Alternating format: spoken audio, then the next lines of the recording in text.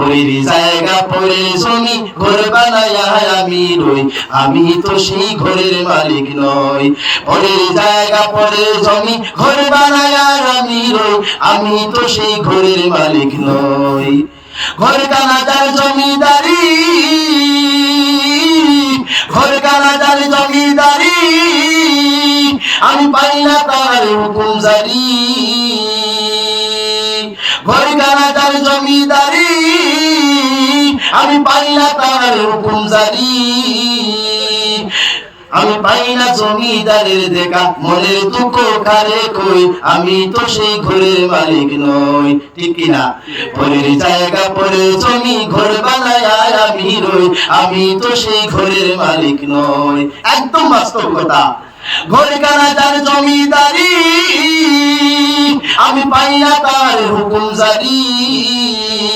আমি পাই না জমিদারের দেখা রে, মনের দুঃখ কারে কই, আমি তো সেই ঘরের মালিক নই।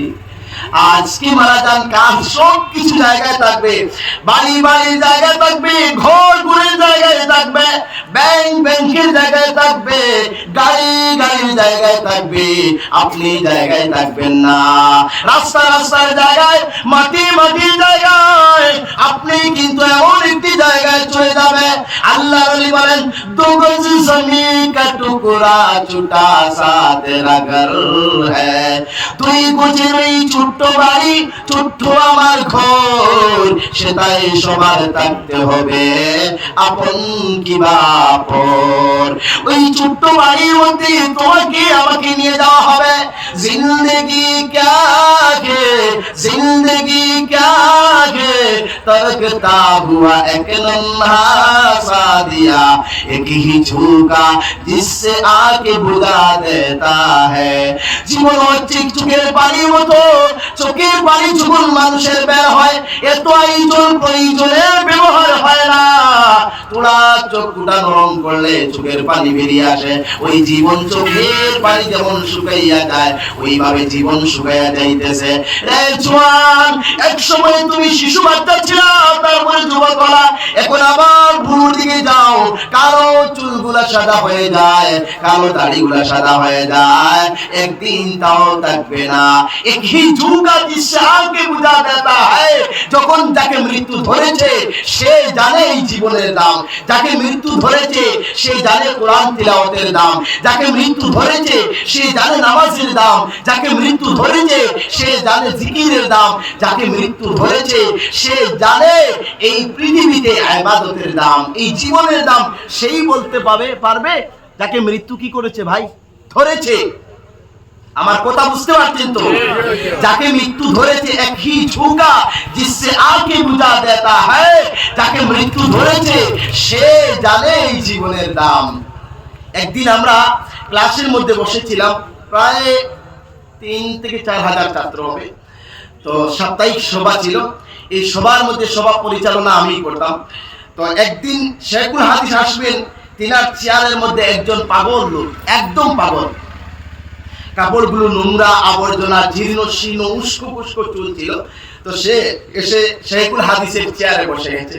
তো সে যখন শেখুল হাদিসের চেয়ারে বসে গেছে, আমি যার কাছে বুখারী শরীফ পড়েছিলাম, তিনার নাম ছিল আল্লামা আব্দুর রশিদ মুজাহিরি সাহেব, বলে সুবহানাল্লাহ। তিনি হচ্ছেন আমার শেখ ইউনূস সাহেবের খলিফা। তো যারা যারা কাসিমি বলছেন, আমি এদিকে অল্প দিন পড়াশোনা করেছিলাম, তারপরে আমি আমাদের লোকেলে পড়াশোনা করেছি। তো সেখানে একজন লোক বসে আছে, জীর্ণ শীর্ণ, আমাদের ঘৃণা লাগছে। একজন আরেকজনকে কানে কানে বলছে, এই দেখ পাগল মালটা এসে শেখুল হাদিসের চেয়ারে বসে গেল, জীবনে দেখি নাই। সেই পাগলটা কেমনে, এত সাহস কে দিল? এই কথাগুলো আমরা বলছি, সে শুনে নাই। আমাদের লক্ষ্য করে বলছে, আয়ে খুবসুরত লিবাস কে হারিস, कफन को ना भूलो, आए महल्ला के शेराई, कब्र को ना भूलो, आए गमनगस के दिल रादा, के उनकी गजा बनना ना भूलो। যখন এই কথা বললো, তামাম ছাত্রদের সবার চোখে জোর জোর করে পানি পড়তে লাগলো।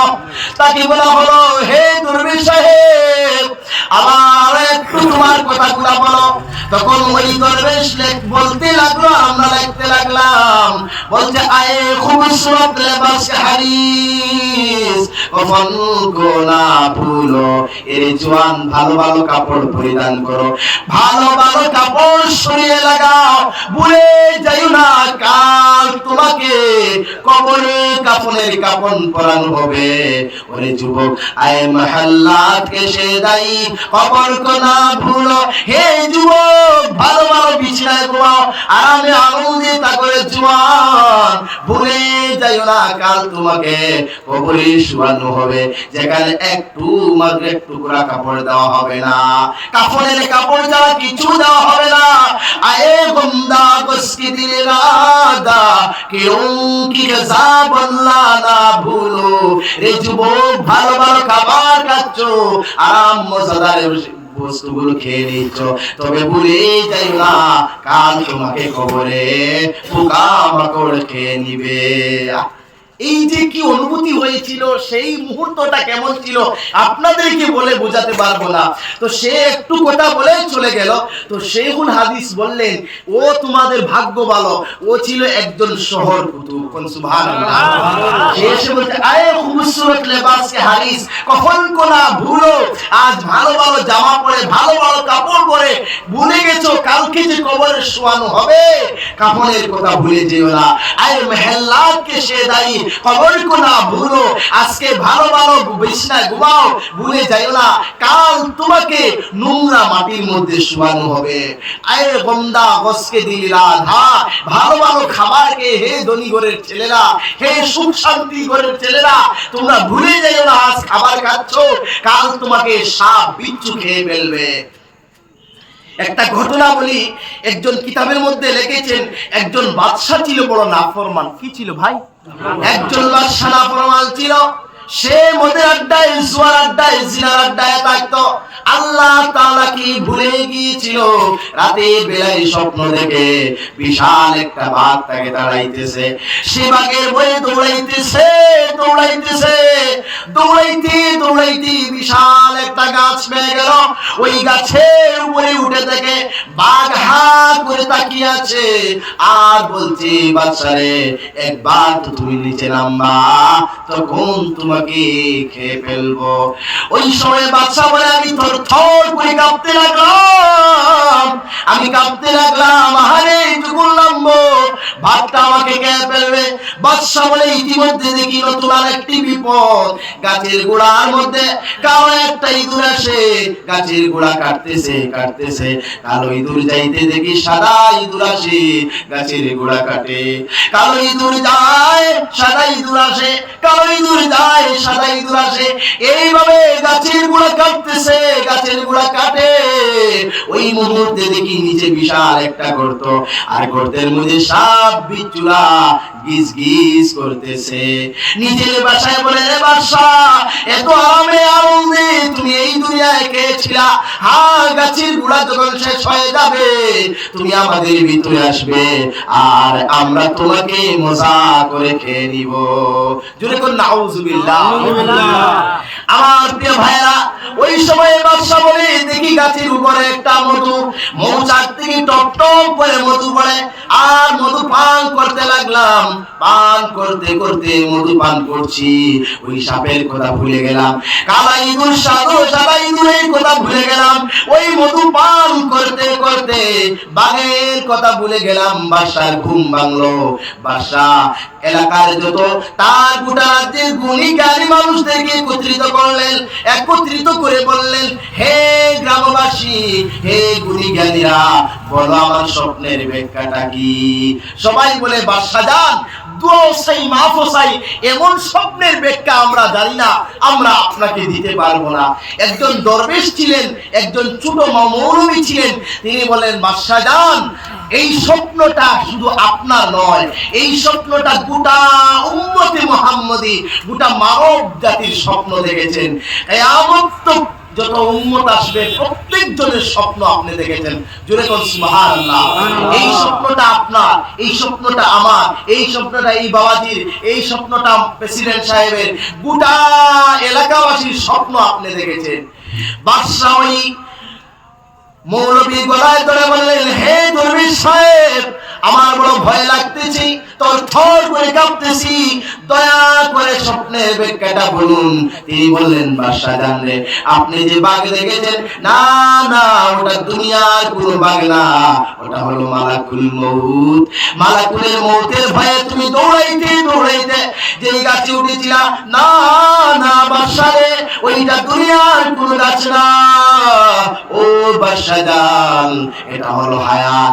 মউতের ভয়ে হায়াত নাও গাছে ভয়ে ভরসা করেছিলা রে বাদশা। ও বাদশা, কালো ইঁদুর দেখেছো? না না, ওটা কালো ইঁদুর না, ওটা হলো তোমার রাত। আর সাদা ইঁদুর দেখেছো? না রে বাদশা, ওটা সাদা ইঁদুর না, ওটা হলো দিন। রাত আসে দিন যায়, দিন আসে রাত যায়, এমন করে তোমার হায়াত চলে যাইতেছে। আর সব পিছু তোমার কবরে আযাব। আর ওই যে মধু দেখেছো, মৌচাকের মধু, এটা মৌচাক নয়, মধু নয়, এটা হলো সংসার, এটা হলো পরিবার। পরিবার আত্মীয় স্বজন পাওয়ার পরে তুমি ভুলে গেলা মৃত্যুর কথা, ভুলে গেলা আখিরাতের কথা, তুমি ভুলে গেলা জান্নাত জাহান্নামের কথা। এই পরিবার পাওয়ার কারণে যেভাবে তুমি সাপের কথা ভুলে গেলা, বাঘের কথা ভুলে গেলা, গাছের গোড়ার কথা ভুলে গেলা, ও বাদশা জান, এটা হলো তোমার দুনিয়া, এটা হলো এই সঙ্গ রঙ্গমঞ্চ পৃথিবী, যেটা তোমার সাথে থাকে না, এটা তোমার সাথে থাকে না। লোকে বলে ও বলে রে ঘর বাড়ি বালা নাই আমার, লোকে বলে ও বলে রে ঘর বাড়ি বালা নাই আমার। কি করবা নাই আমি, কি করবা নাই আমি, শূন্যের মাঝার লোকে বলে ও বলে রে ঘর বাড়ি বালা নাই আমার। ভালো কইরা ঘর বানায়া, ভালো কইরা ঘর বানায়া, কয়দিন তাকমু আর, আরে কয়দিন তাকমু আর, আয়না দিয়া চাইয়া দেখি, আয়না দিয়া চাইয়া দেখি, বাগনা ছুড়া আমার লোকে বলে ও বলে রে ঘর বাড়ি বালা নাই আমার। বাদশা বলেন, এখন আমি কি করতে হবে? তিনি বললেন, বাদশা জান, তওবা করে আল্লাহর পথে ফিরে আসো।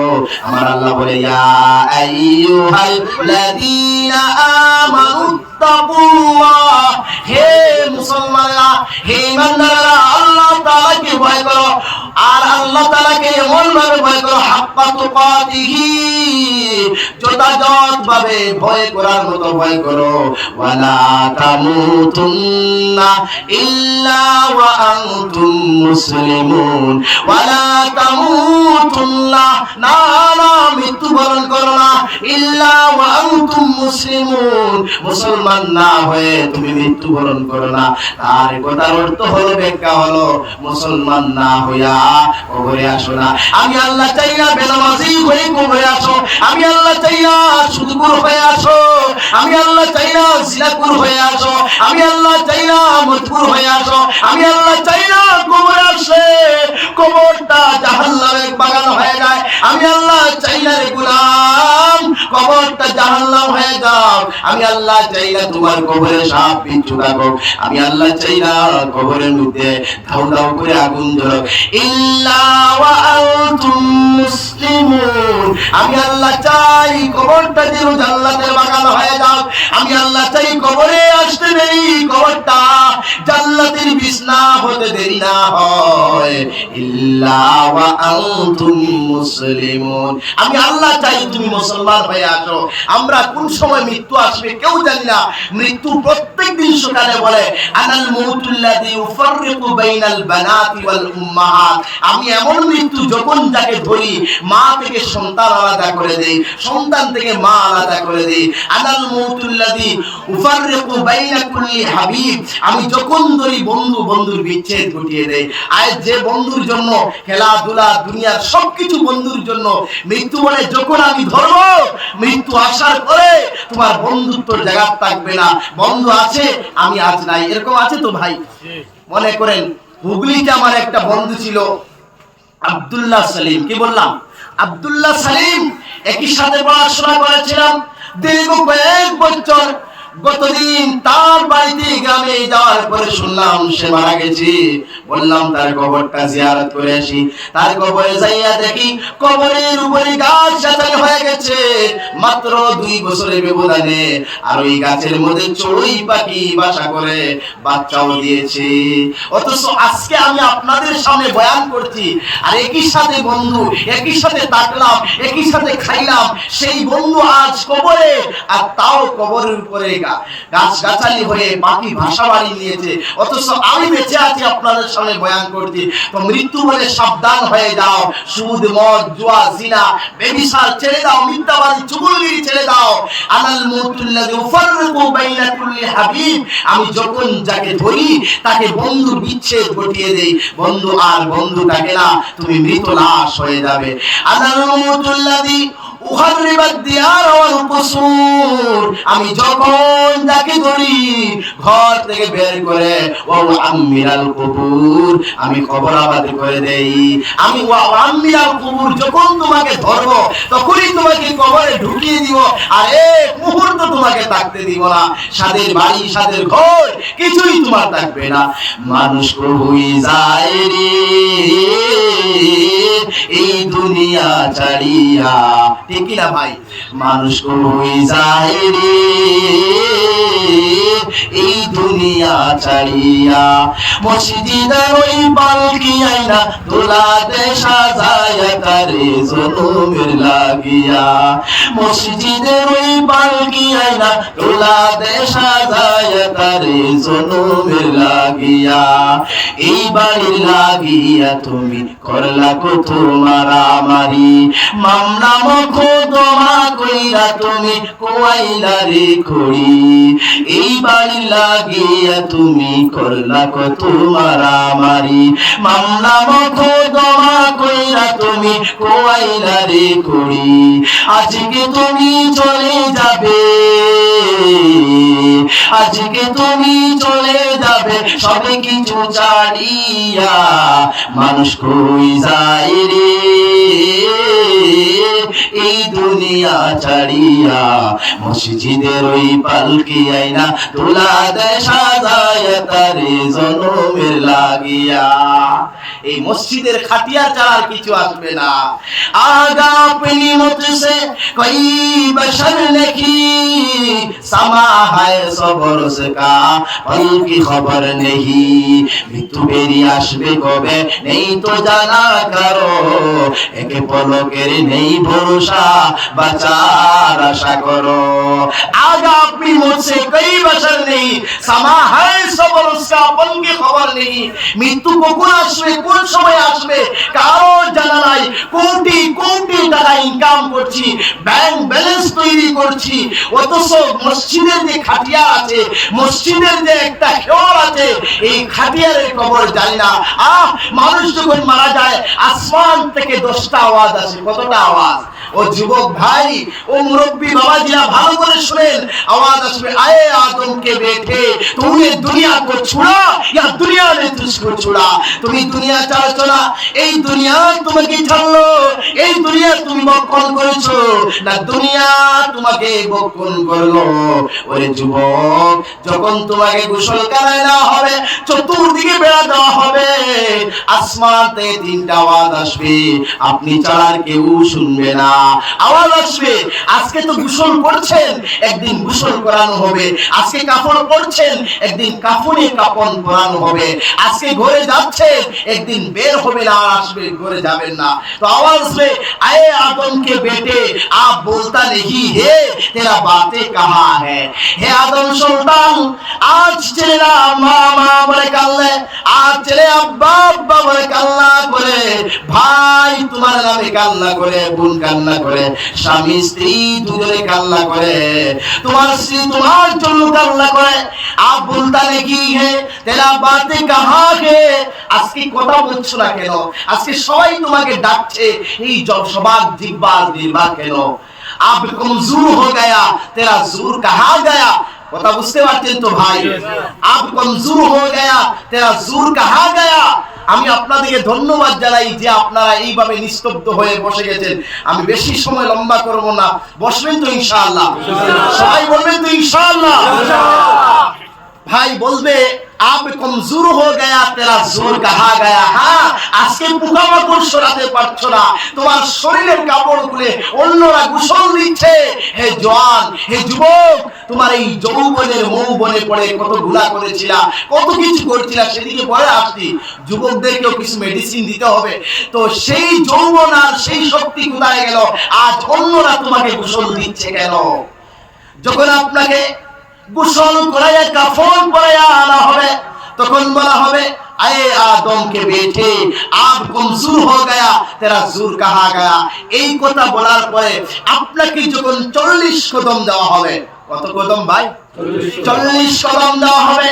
আসমান থেকে আওয়াজ আসবে, শুধুমাত্র আপনি ছাড়া আর কেউ শুনবে না। আপনার কানে এই আওয়াজগুলা বারবার পৌঁছাবে, আর কেউ শুনবে না আওয়াজগুলা। আওয়াজ আসবে আয়ে আদম কে বেটে আজ গিলা হে তেরা সাথী কাহা হে। হে আদম সন্তান, আজ তুমি একা কবরে যাও। তোমার শক্তি কোথায় গেল? তোমার বন্ধু বান্ধব কোথায় গেল? তোমার গাড়ি বাড়ি কোথায় গেল? আজ তুমি একা কবরে যাচ্ছ কেন? যখন আপনাকে আমাকে বাড়ি থেকে বের করে দেওয়া হবে, আপনাকে আমাকে যখন 4 দেওয়াল পার করা হবে, ওই সময় আওয়াজ আসবে আয়ে আদম কে বেটে अभी दुनिया में कभी ना आएगा।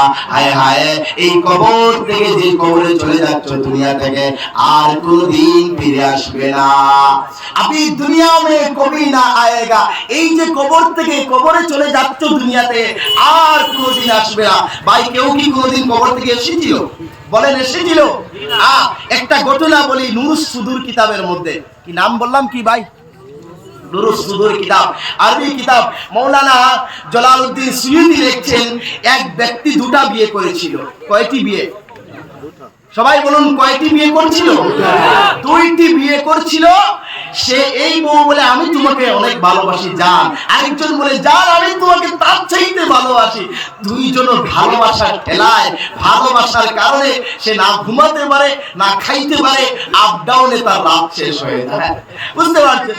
তো সে বলল আচ্ছা কি কাজ করি, পরীক্ষা করি কি আসলে আমাকে বেশি ভালোবাসে।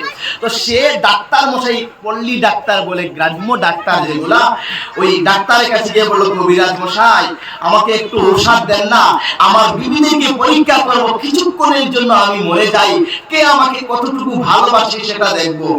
ডাক্তার মশাই বললেন এই পৃথিবীতে কেউ কাউকে ভালোবাসে না, এই পৃথিবীটা ভালোবাসা হয় না, এই পৃথিবীটা চালনা হয় দুঃখময় পৃথিবী। তুমি মরে গেলে কেউ তোমাকে স্মরণ করবে না, তুমি মইরা গেলে ফিরে আসবে না, তুমি কবরে যেতে হবে।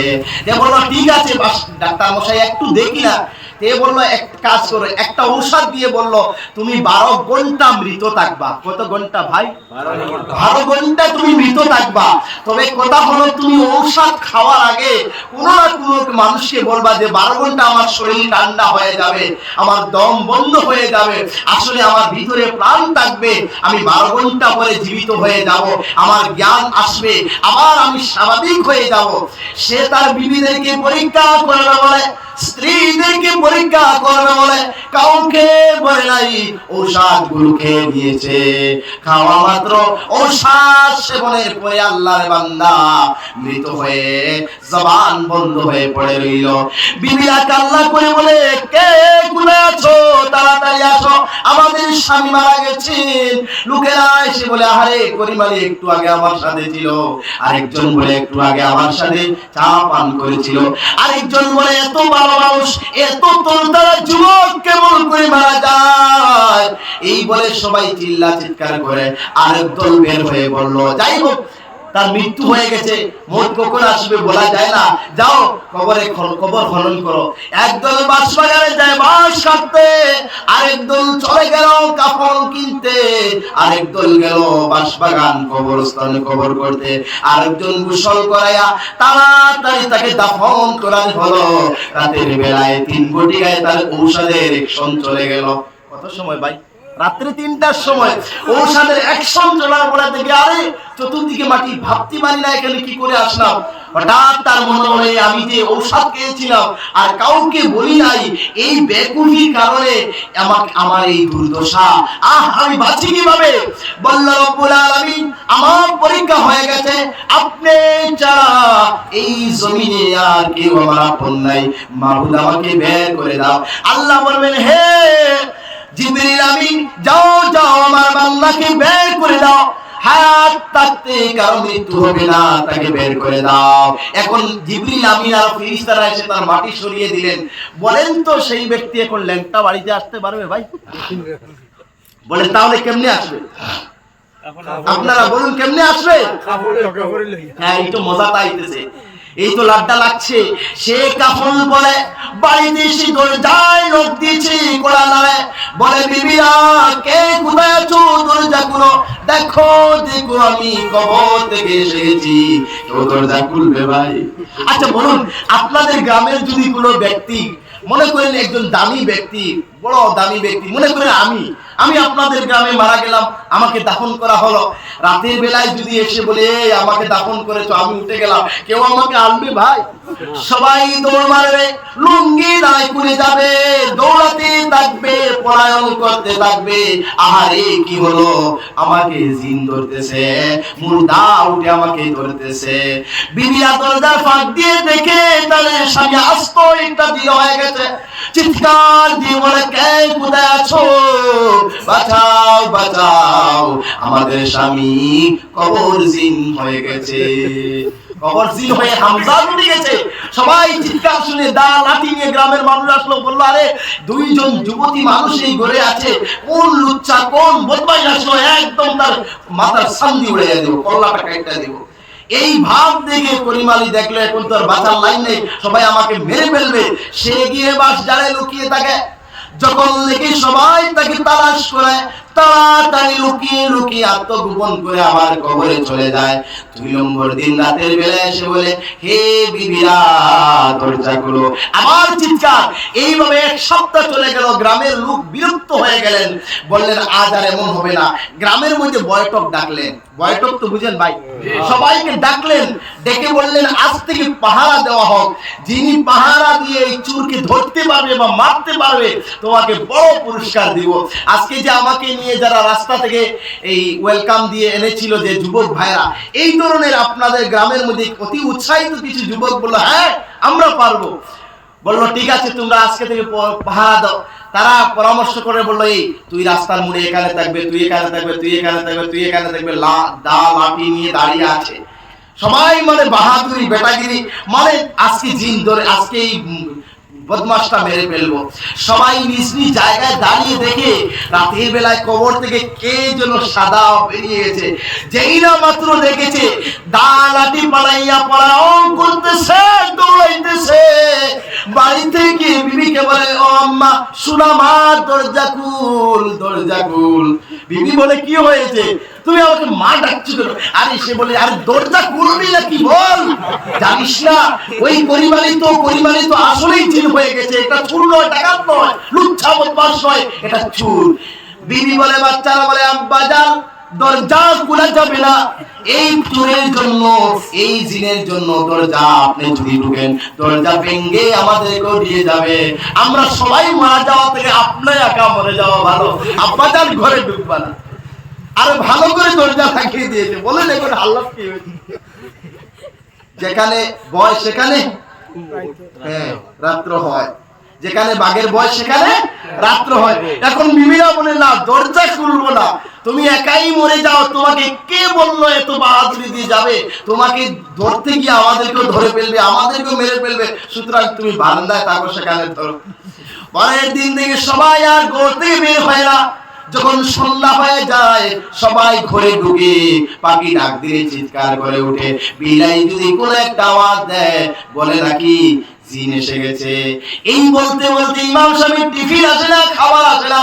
জুম্মাবার ইমাম সাহেব বললেন আরে গ্রামের মানুষ কি হলো, রাতের বেলায় খাবার দিচ্ছ না, কিছু দিচ্ছ না, এইভাবে কি চলবে? আমি কি উপবাস থেকে আমি কি খিদায় মরে যাব? সবাই বলতে ইমাম সাহেব আপনি জানেন না আপনার জানাজা ঠিক হয়নি বলে এটা কবর জিন হয়ে গেছে, অমুক কবর থেকে উঠে আপনাকে আমরা খাবার দাবার সব দিব, মসজিদে আপনি ব্যবস্থা করুন। তো ইমাম সাহেব বলে আরে কত জিন বোতলে ভরলাম, এরকম ইমাম আছে না ভাই জিন বোতলে ভরে। তো সবাই বলতে ঠিক আছে ইমাম সাহেব আমরা অনেক খুশি, আপনাকে অনেক টাকা দিব, আর চিরস্থায়ী আপনি আমাদের এখানের ইমাম, ডবল বেতন দেওয়া হবে যদি এই জিনটা বোতলে ভরতে পারে। ইমাম সাহেব বলতে ঠিক আছে আজকে রাত্রে আসবো। গ্রামের সবাই একত্রিত হয়েছে আর তাকে নিয়ে যাইতেছে, সবাই মুসল্লির পিছনে আর ইমাম সাহেব আগে আগে যাইতেছে। পরিবারই দেখলো ইমাম সাহেব যখন আসছে তাহলে একটু কথা বলেন, এই কাছে আসো। যখন ইমাম সাহেবের কাছে গেলেন বলেন ইয়াসিন ওয়াল কুরআনিল হাকীম, ওই সময় পরিবারে বলে হুজুর আমি জীবিত আছি, আমাকে বের করে নাও। যেই না মাত্র হুজুর বলেছে সব ইমাম সাহেবকে দৌড় মারছে, সবাই দৌড়াচ্ছে, সবাই দৌড়ে দৌড়ে বলে হে ইমাম সাহেব আপনি যদি আমাদেরকে বাঁচাতে পারতেন না তাহলে কেন আপনি আমাদের কানে নিলেন? জবাব দেন ইমাম সাহেব, আপনি যখন এই জিন ধরতে পারবেন না তাহলে আমাকে নিলেন কেন? এটা বলার উদ্দেশ্যটা হলো এই দুনিয়া যে কতটা ধোঁকাবাজ, এই দুনিয়া যে আমাদেরকে কোথায় নিয়ে যাচ্ছে এটা বোঝানোর জন্য মূলত আপনাদের সামনে কথা বলছি। তো সবাই বললো এখন কি করা যায়? সবাই বললো গ্রাম ত্যাগ করো। একদল বললো না, এখানে একজন পীর সাহেব আছেন, পীর সাহেবকে নিয়ে আসি, পীর সাহেবকে নিয়ে আসি। আমি আলহামদুলিল্লাহ মৌলানা তৈয়বুর রহমান বড়ভূইয়া সাহেব শুনেছিলেন, তিনার কাছে বায়াত তিনার মজাজ আমি। তো যাই হোক এই পীর ধরবেন, ভালো পীর সাহেব যারা আপনাদের যে এই পীর সাহেব এখানে সভাপতি, তিনার কাছে যাইবেন, দোয়া নেবেন ইনশাআল্লাহ। গুলাম রব্বানি আরেকজন আছে, হ্যাঁ অনেক সময় ভিডিও দেখি, তো গুলাম রব্বানি এই ধরনের আল্লাহ ওয়ালা যারা আছে তাদের কাছে যাইবেন ইনশাআল্লাহ। একে একে আমাদের বুজুর্গরা চলে যাচ্ছে। তো সে ভণ্ড নামের পীর ছিল। সবাই পীর সাহেবকে বিয়ে বললেন, পীর সাহেব আমাদের বাঁচার ব্যবস্থা করুন, আমরা তো মরে গেলাম, আমরা কেমন করে বাঁচবো? পীর সাহেব বলেন এটা কি কোনো ব্যাপার হলো ভাই? আমি ফুক দিয়ে কত জিন হত্যা করেছি আর কত জিন মহিলাতে, চলো আজকে রাত্রে আমি যাব। পীর সাহেব আসলেন, সবাই পীর সাহেবের পিছনে পিছনে পিছনে যাইতেছে। আর যখন কবরের পাশে গেছে করিম আলী বলল আজকে যদি আমি তাকে কথা বলি তাহলে দৌড় মারবে, আজকে পীর সাহেব যখন আসবে তার পা ধরিয়ে ধরবে। বুঝতে পারছেন? বলল আজকে পীর সাহেব যখন আমার উপরে আসবে, আমার কাছে আসবে, তার পা ধরিয়ে দাও, যদি পীর সাহেব আমাকে বাঁচায় তাহলে বেঁচে যাব। যখন পীর সাহেব আসলেন মোটা পেট নিয়ে ওই কবরের পাশে এসে দুরূদ পড়তে লাগলেন, দোয়া করতে লাগলেন, হঠাৎ ধাপটা মানে পা ধরে সবাই বলে চাচারে চাচা তাড়াতাড়ি জান বাঁচা। পীর সাহেব রেখে সবাই দৌড়াইতেছে, পলায়ন করতেছে। পীর সাহেব তো মোটা ছিল, তাজা ছিল, ছুটে এসে বলে আরে তোমরা তো আমার তেল মালিশ করতা, আমার পা কি পাইতা, আর আজ তোমরা আমাকে এরকম রেখে দিলে। তারা বলে চোখ কথা বলবা না, তোমার মতো ভণ্ড আর জগতে দেখি নাই, তুমি যদি পীর তাহলে তোমার পা ধরিয়ে ধরতো কেন? তুমি ধরিয়া সবাইকে নিয়ে খেয়ে ফেলতো, তুমি আমাদের মারার জন্য নিয়েছিলা। ওই সময় আল্লাহর গোলাম, এবার চিন্তা করো যুবক, একটু দিলটা নরম করো। আল্লাহর গোলাম কাগজের মধ্যে কাগজ নাই, কিতাবের মধ্যে লিখে কাগজ নাই, কিছু নাই, ছালি ছিল, ছাই ছিল, লাকড়ি জ্বলার পরে ছাই হয় ভাই। ওই ছালি দিয়ে ঘরের দেওয়ালের মধ্যে লিখে দেয় হে বিবিরা আমি মারা যাই নাই, আমি একচুয়ালি অভিনয় করেছিলাম, ঔষধ খেয়েছিলাম, আর সেই অভিনয়ের চালনায় আমাকে দাফন করা হয়েছে। সুতরাং তোমাদের পায়ে ধরে বলি ও আমার ছেলেরা, ও আমার মেয়েরা, ও আমার বাবারা, ও আমার আম্মা জান, তোমার পায়ে ধরে বলি আম্মা জান আমাকে কবর থেকে উঠে যাবে। তোমার পায়ে ধরে বলি মা আমাকে কবর থেকে উঠাইয়া নিয়ে আসো। এইগুলা সকালে যখন পরিবারের লোকেরা দেখলো, দেখার পরে তারা কাগজের মধ্যে লিখলো হে স্বামী জান আমাদের পক্ষ থেকে বলি আপনি যদি আর বের হন, আপনাকে দেখলে তো স্বামী গ্রহণ করা দূরের কথা, আমাদের হার্ট অ্যাটাক হয়ে যাবে, আমরা মারা যাব। ছেলেরা বলে আব্বা জান তোমার পায়ে ধরে বলি আব্বা জান আজ জীবনে আমাদের সামনে পড়বা না, আপনাকে দেখলে আমরা পাগল হয়ে যাব, বেহুশ হয়ে যাব। আব্বা জান আমাদেরকে বাঁচবার দিন, থাকবার দিন। আব্বা জান আপনাকে পরামর্শ দেই, রাতের অন্ধকারে দেশ ত্যাগ করে ভিন দেশে চলে যান, দূরে কোথাও গিয়ে বসবাস করেন। ওই সময় আল্লাহর বান্দা এটা দেখে চোখের পানি ছেড়ে রাতের বেলায় এলাকা পরিত্যাগ করলো। কয়েক বছর পরে আল্লামা জালালউদ্দিন রুমি, জালালউদ্দিন সুয়ুতির সঙ্গে হজে কাবা ঘরের সামনে দেখা হলো। বলল, হুজুর আমার জীবনের ঘটনা এই জন্য বাড়ি গাড়ি কোনো কিছু কাজে আসে না, সব চলে যাবে, কোনো কিছু আপনার হবে না, বাড়িও আপনার না, গাড়িও আপনার না, কোনো কিছু আপনার হয় না। এই জন্য প্রিয় ভাইরা, আল্লাহকে রাজি খুশি করেন, আল্লাহর দিকে ধাবিত হন, তওবা করেন আর গুনার কথা ছাড়েন, গুনার কথা ছাড়েন। আমার যুবক ভাই, রাত দিন যে গুনাহ করছে শুনো, যারা পরকীয়া প্রেম করো, যারা যুবকদের সঙ্গে যুবতীদের সঙ্গে লাইন মারামারি আছে না নাই ভাই, 99% ছেলেরা এই মোবাইলের কারণে নষ্ট হয়। দেশে মোবাইল আইসাছে, ও চিঠি বন্ধ হয়ে আছে, ঠিক কি না ভাই? দেশে মোবাইল আইসাছে, ও চিঠি বন্ধ হয়ে আছে, দেওয়ানা বানাইছে পোলা পানের মনের কথা ভাসে বাতাসে। এখন আর চিঠি লাগে না, এখন আর কিছু লাগে না, বাতাসের মধ্যে কাজ চলে, বাতাসে বাতাসে এসএমএস লেখা হয়, বাতাসে বাতাসে হোয়াটসঅ্যাপে কথা বলা হয়। ও যুবক ভাইরা, এই দুনিয়া তো ছেড়ে যাইতে হবে, এই দুনিয়া থাকার জায়গা না। শুনে রাখেন ভাইরা, যারা আইল টেলাটেলি করে, যারা চুগলগিরি করে, যারা জিনাকুর করে, যারা বেপরদায় থাকে, পর্দার আড়ালের মা, ভালো করে শুনে নাও। একটা মাত্র ঘটনা বলি হেদায়েতের জন্য শুনেন। আল্লাহ নবী বলেন, জাহান্নামের মাঠে একটা পুষ্করিণী থাকবে, যার নাম হলো নহরুল গুতা। যার নাম কি? নহরুল গুতা। এই নহরুল গুতার এক পাশে নদী থাকবে, ওই নদীর চারপাশে বেহায়া বেপরদা নারী, যারা ফেট বাহির করে, ফিট বাহির করে, চুল বাহির করে, পরপুরুষের সামনে নিজের দেহ আপনার পরিবেশন করে, সৌন্দর্য বের করে, এই ধরনের মহিলা যারা আছে তাদেরকে সেখানে দাঁড় করানো হবে এবং জাহান্নামের আগুনের ফেরেশতা তাদের সঙ্গে সঙ্গম করবে, মিলন করবে। সেই মিলনের মাধ্যমে তাদের পেটের মধ্যে আগুনের বাচ্চা আসবে। কিসের বাচ্চা? আগুনের বাচ্চা থাকবে। এই আগুনের বাচ্চা তাদের কলিজা গুলো চিড়ে চিড়ে সবাই খাবে। এমত অবস্থায় ওই মায়ের পেটের মধ্যে আগুনের বাচ্চা 50,000 বছর থাকবে। কত হাজার বছর? 50,000 বছর থাকবে। 50,000 বছরে যেদিন পূর্ণ হয়ে যাবে, ওই বাচ্চাটা টেনে টেনে বের করা হবে। যখন ওই বাচ্চা টেনে বের করা হবে, ফুজ আর রক্ত নেফাস বাইর হয়ে কলকল করে নদীর মধ্যে যাবে, সমুদ্রে জমা হবে। সেখানে যারা লাইন মারে, যারা আই জান how are you, I meet you, I need you বলে, জাদু শোনা কেমন আছো, শীতের কাপড় লাগিয়েছো, এইভাবে হোয়াটসঅ্যাপের মধ্যে চ্যাটিং করে, এইভাবে মেসেঞ্জারের মধ্যে চ্যাটিং মারে, তাদেরকে ওই নদীতে ঢুকানো হবে। আর সেখানে তারা সাঁতার দিয়ে দিয়ে দিয়ে নদীর ফুস খাইতে খাইতে, ফুস পান করতে করতে যখন নদীর তীরে আসবে, উঠতে চাইবে, জাহান্নামের বর্ষা মাথায় মারা হবে। বর্ষা জানেননি ভাই? কুসামুক ছিলেন, কুসামুক, ওই ছাতার যে শিক আছে, ওইগুলা দিয়ে ওই যখন নতুন বৃষ্টি পানি পড়ে মাছ ধরে, এইরকম কুচকুচামুক, এটাকে বর্ষা বলা হয়। ওই বর্ষা মাথার দিকে নিক্ষেপ করা হবে, আবার নদীর মধ্যখানে দিবি, তারা আবার পুষ পান করতে করতে আসবে, আবার মাথার মধ্যে ঢুকানো হবে। এইবার বারবার এভাবে তাকে কষ্ট দেওয়া হবে।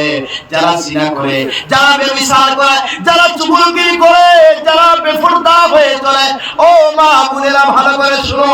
কিতাবের মধ্যে মারাজিয়া ওকাত কিতাবের মধ্যে একটা ঘটনা আল্লামা তারিক জামিল দামাত বারকাতুহু লেখেন। একটা মহিলা ছিল বেপরদা। ওই বেপরদা মহিলাটা মারা যাওয়ার পরে, যুবক ভালো করে শুনো, ও যুবক, পায়ে ধরে যাই, হাতে ধরে যাই, নিজের চরিত্র ঠিক করো, নিজের চরিত্র ভালো করে নাও রে যুবক। ওই মহিলাটা মারা যাওয়ার কিছুদিন পরে একজন লোক পাশে দিয়ে যায়। মহিলা কবর থেকে বলে, হে প্রতীক ভাই, হে রাস্তায় প্রতীক ভাই, আমাকে বাঁচাও, আমি তো মরে গেলাম, আমাকে বাঁচাও। তিনি ভাবলেন হয়তো আমার মনে কোনো ধারণা হতে পারে। বারবার যখন চলে যান তখন বলে, ভাই রে, তোমার পায়ে ধরে বলি, আমাকে বাঁচাও, আমাকে বাঁচাও। তিনি এই কথা বারবার শ্রবণ করার কারণে কবরের পাশে আসলেন। দেখেন ওই কবরে কে যেন জীবিত একজন মেয়ে ছটফট করতেছে মরণ যন্ত্রণায়। তিনি গ্রামের মধ্যে আসলেন, সবাইকে ডাকলেন, সবাই জড়ো বললেন, ওই কবরে, নতুন কবরে ওই বেপরদা মহিলা মরণ যন্ত্রণায় ছটফট করে, সে বলে নাকি জীবিত তাকে বের করার জন্য। সবাই বলল চলো বের করতে যাই। তখন একদল বলল, ইমাম সাহেবকে ফতোয়া জিজ্ঞাসা করো, এই কবরের মহিলা জীবিত আছে কিনা। বেপরদা মহিলা যারা আছেন আপনাদেরকে বলি, মা, এত দূর থেকে এত কষ্ট করে এসেছি, আপনারা এত কষ্ট করে এখনো জেগে আছেন, এখনো বয়ান শুনছেন, আপনাদেরকে বলি মা, ভালো করে বয়ানটা শুনুন। আর জোয়ান ভাই যারা আপনাদেরকে বলছি শুনুন। তো যুবকরা গেল এই কবরের মাটি সরানোর জন্য। একদল বলল, না, ইমাম সাহেবকে ছাড়া এই কবরের মাটি সরানো যাবে না। ইমাম সাহেব বললেন, তোমাদের যদি বিশ্বাস হয়, তোমাদের যদি ইয়াকিন হয় এই কবরে মহিলাটা জিন্দা আছে, কোন সুবহানাল্লাহ, তাহলে তোমরা তুলতে পারবা। তখন তারা এই মাটিটা সরানোর পরে দেখে একজন মহিলা উলঙ্গ আর চটপট করতেছে। তখন বলে, আমাকে একটা গামছা দাও।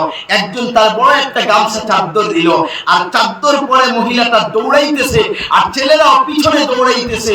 দৌড়াইতে দেখা গেল সে তার নিজের বাড়িতে একটা কামরায় ঢুকে দরজাটা লক করে দিয়েছে। আর বলে, কে আছো, আমাকে বাঁচাও, মরে গেলাম। ভালো করে শুনেন, মারাজিরা অবাক কিতাবের মধ্যে লিখেছেন, আল্লাহর বান্দা বারবার চিৎকার দেয়, আল্লাহর বান্দি।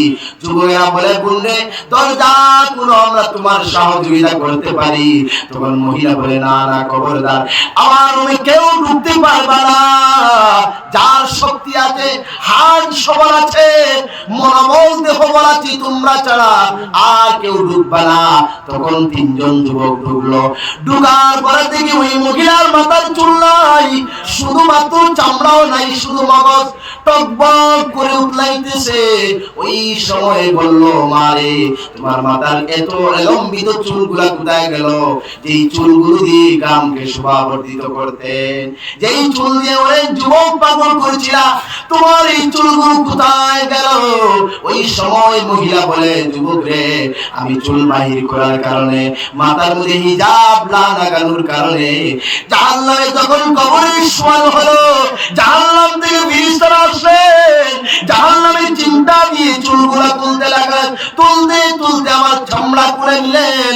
চুল বাহির করার কারণে আমার মাথার ভিতরে, মগজের ভিতরে জাহান্নামের আগুন দিয়ে দিলেন, তাই যন্ত্রণা করছে। বললেন, যুবকরা বললেন, মা গো, তোমার এই ঠোঁটগুলা কোথায়? বলে, যুবক রে, আমি ঠোঁট পালিশ লাগাইয়া সুন্দর ঠোঁট দিয়ে অনেক যুবকদেরকে পাগল করেছিলাম, যার কারণে জাহান্নামের ফেরেশতারা এসে আমার ঠোঁটগুলো জাহান্নামের কাঞ্চি দিয়ে কেটে দিয়েছেন। তখন যুবকেরা দেখে ওই মহিলার পেটের মধ্যে চামড়া নাই, ওই পেটের মধ্যে নাড়ি বুড়ি নাই, শুধুমাত্র সাপ বিচ্ছু কামড় দেয়। বললেন, মা গো, তোমার পেটের অবস্থা কি? তখন মহিলা বলে, ও যুবরা, আমি যখন বাইর হতাম, পেট বাইর করে দিতাম, শাড়ি এমন ভাবে লাগাইতাম, যুবক যুবতীরা আমার পেট থেকে আনন্দ নিত। তখন দেখা যায় তার নখগুলো নাই, নখের মধ্যে আগুন আর আগুন। বলে, আমার তোমার এই নখগুলো কেন নাই? নখগুলো কোথায় গেল? মহিলা বলে, আমি নখ পালিশ লাগাইয়া ছেলেদেরকে শোভাবর্ধিত করতাম, যার কারণে ফেরেশতারা আমার নখগুলো তুলে নিয়েছে। যুবকরা, আমি আবার মরে যাব, কবরে দাফন করে দিও। এই বেপরদার সমাজকে, বেহায়ার সমাজকে শিক্ষা দেওয়ার জন্য কেরামত হিসাবে আল্লাহ আমাকে জিন্দা করেছিলেন। আমি আযাব আর গজবে থাকবো। সুতরাং এই অবস্থা আমার বেপরদা থাকার কারণে, চুল বাহির করার কারণে জাহান্নামের চিন্তা দিয়ে চুল নেওয়া হয়েছে। এই যে আযাব শুরু হয়েছে, বেপরদা থাকার কারণে আমার ভাইরা, আমার বন্ধুরা, আমার আহবাব, আপনাদের কাছে বিনম্রভাবে অনুরোধ, আপনার মেয়ে, আপনার ছেলে সবাইকে ইসলামের সুশীতল ছায়া আনার চেষ্টা করবেন। নিজের জীবন আত্মশুদ্ধি করবেন, নিজের জীবনটা ঠিক করবেন। একমাত্র আমি যুবক ভাইদেরকে বলবো, মুরব্বী ভাইদেরকে বলবো, 4 মাস তবলিগে লাগান। সাতপন্থী সাত সাহেবের যে কিছু ভুল ভ্রান্তি আছে এইগুলো থেকে বেঁচে থাকবেন এবং উলামায়ে কেরামের সম্পর্ক, উলামায়ে কেরামদের সাথে কথা বলে আপনারা জামাতে বের হন। আর জামাতের সাথী যারা আছেন আপনাদেরকে বলবো, ভাই দিল্লির সাত সাহেব আপনাদের দলিল না, দলিল হচ্ছে উলামায়ে কেরাম, দলিল হচ্ছে মসজিদের ইমাম, দলিল হচ্ছে আলিম। তাদের সংস্পর্শে আসুন, আপনারা কাজ করুন, তারা বলে দিবে সেইভাবে কাজ করুন। আর যুবকদেরকে নিয়ে জামাতে বের হন। আমার প্রিয় ভাইরা, কুল্লিল মুমিনিনা ইয়াগুদ্দু মিন আবসারিহিম ওয়া ইয়াহফাযু ফুরুজাহুম। আল্লাহ গোটা মুসলিম উম্মাহকে বলতে, তোমরা তোমাদের চক্ষু নিম্নগামী করো, চক্ষু হেফাজত